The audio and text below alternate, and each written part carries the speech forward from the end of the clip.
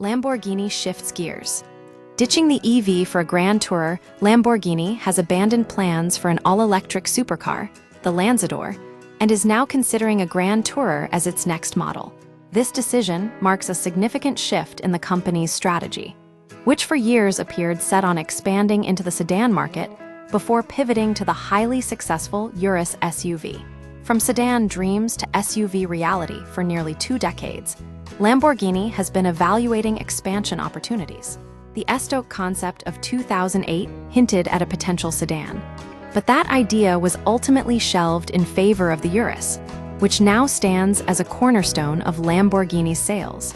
The brand currently offers the Temerario, Revuelto, and Urus, with the scrapped Lanzador intended to be its 4th model.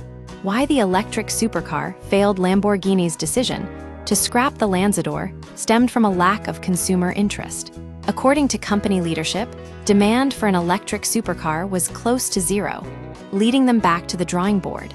This underscores a key challenge for luxury automakers: balancing brand heritage with the push towards electrification.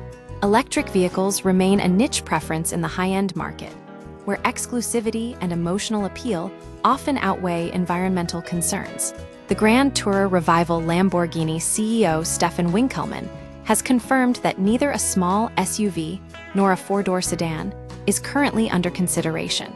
Instead, the company is leaning towards a 2+2 Grand Tourer, a vehicle type that aligns with Lamborghini's historical roots.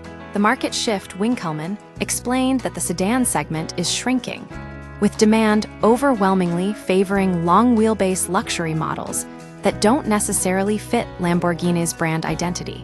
The shift away from sedans reflects a broader trend in the luxury automotive market, where SUVs and high-performance coupes now dominate.